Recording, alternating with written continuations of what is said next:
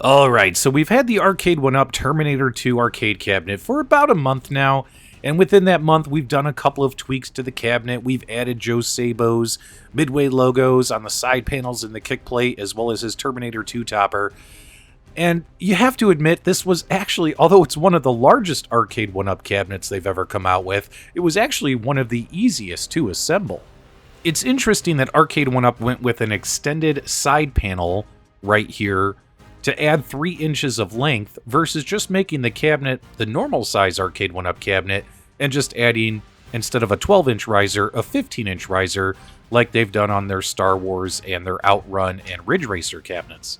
But even though the riser is your typical 12-inch riser with some pretty cool artwork on the sides as well as the front, absolutely love the front of the riser here on the Terminator 2 cabinet. Although these are, just 12-inch risers versus 15-inch risers, they are overall wider in depth versus standard Arcade1Up risers. The cabinet overall has a big boy feel to it with the size of the side panels with the extended panels on them, a riser that's about a couple of inches deeper than typical risers, and overall height of this cabinet. But although the cabinet itself is impressive in size, it's also impressive in things that it's lacking or just things that you would question as opportunities for improvement, such as having non-retractable cables for these Sinden light gun technology, cables dangling off the front of the cabinet that look absolutely terrible. Now you can, of course, per my buddy 19K Fox, I'll have a link in his video description below, you can unscrew those plastic bases the guns sit in, you can cut off the bottom of the bases, and get your wires in the cabinet and avoid a choking hazard for the little ones. You have all this real estate on the kick plate, giant black kick plate. The T2 logo looks good. The Midway logo I added from Joe Sabo. But where the heck is that coin door, man? At least a coin door mold would have been better. I mean, this cabinet retails for $699, and for $699, they could have thrown in a cheap couple of dollar plastic coin door mold, as well as given us a marquee that wasn't washed out. As you see there, plus my previous videos I'll have linked below, I had to change out the marquee to put in Joe Sabo's marquee, as well as we have Joe Sabo's Terminator 2 topper as well, sitting on top of this thing. And although these help aesthetically make me feel better about the cabinet overall, you can't help but remember what we originally got out of the box, and you just wish it came like this, right? To get your money's worth. The bezels surrounding the 17-inch BOE monitor is absolutely incredible. This cabinet is predominantly black, but by having this silver kind of metal finish bezel with some amazing artwork on it, detailing John Connor, Sarah Connor, it really helps make the monitor pop, although I wish they would have gone with a 19-inch monitor. This arcade cabinet, just like their Buck Hunter arcade cabinet, this is the second light gun or shooting cabinet that Arcade1Up has released, and this one carries a heftier price tag than Buck Hunter. You figure for that $700 price tag, they would have thrown in that bigger monitor to make this a better experience. The original Terminator 2 arcade cabinet did not have detachable guns, nor did it have Sinden light gun technology. It did have guns fixed mounted to the cabinet that ran off of potentiometers. Now when you take a look here, although they completely changed out the gun system, I guess it makes sense. I mean, these are in effect 3/4 scale cabinets. You really don't have room to have massive guns completely mounted to the cabinet. Plus you don't want to have your face smashed against the screen when trying to play these games. The light guns themselves, you're able to toggle on off the force feedback. As you can see, you got the Sinden cameras in there.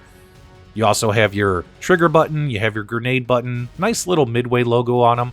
Overall, the mold looks great. The guns are red and blue, obviously, because when manufacturing toy guns these days and age, you don't make them in black color. If a kid takes it outside and a police officer mistakes it for a real weapon, that's why a lot of toys and stuff no longer make guns black in color. And of course, they require the orange tip on them as well. Now, I've held the Arcade1Up Buck Hunter rifles in my hands, and those guns actually felt a bit better than these. These feel like toys, and they sound like toys, even with the little solenoid, force feedback, little things they got going on the inside of the gun. Let's take a listen.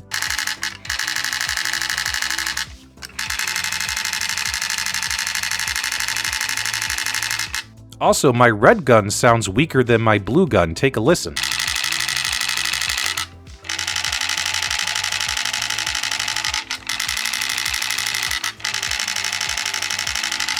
And because they went with Sinden light gun technology, we have that big fat white border around our 17-inch monitor.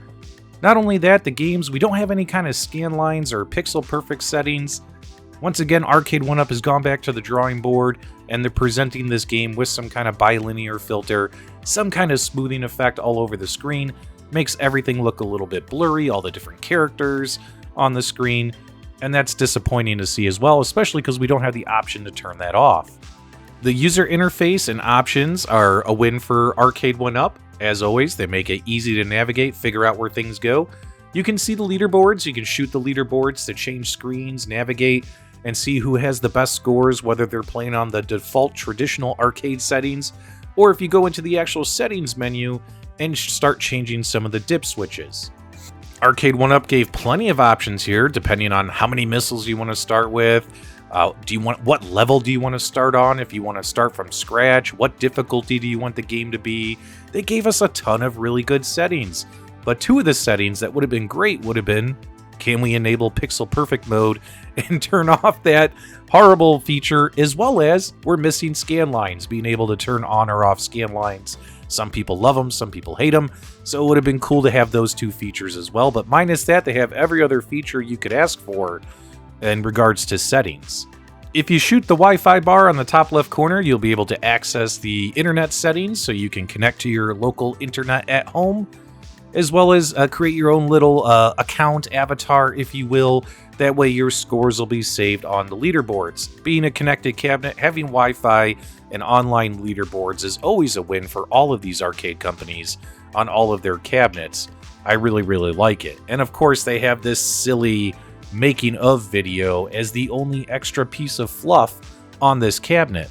This making of Terminator 2 featurette that they put on this cabinet is just not something that I would want to sit down and watch on an arcade machine. That's what I use my phone for. That's what I use my TV at home for. I don't want to watch this kind of stuff on my arcade.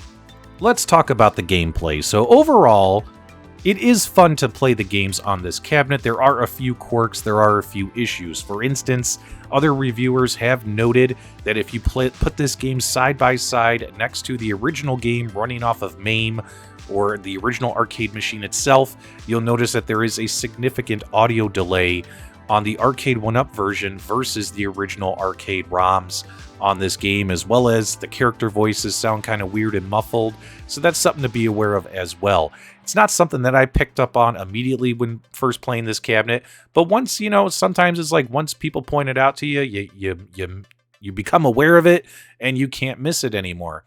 But minus that, and the game running a little bit slower than it normally should, it's still been a fun game to play with my wife and with my son in the household. Overall, though, is it the most perfect emulation experience of this game? Absolutely not. But is it good enough where the common casual owner is probably going to play it and not even care about that stuff? Absolutely. I think a lot of casual owners won't even notice the audio delay or care that Arnold's voice sounds a little bit muffled like it should, versus people who are more enthusiasts of how this arcade game originally played.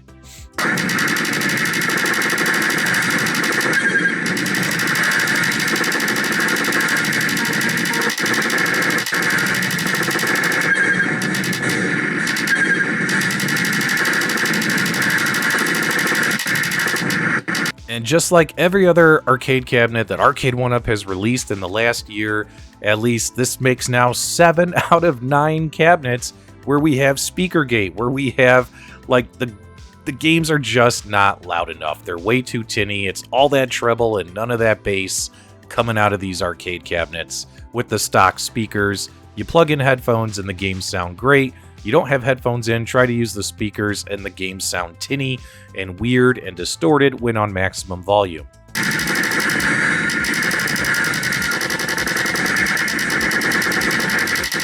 You just can't put a price on precious memories of playing games like this with your family. Here's me and my son banging it out, playing some Terminator 2.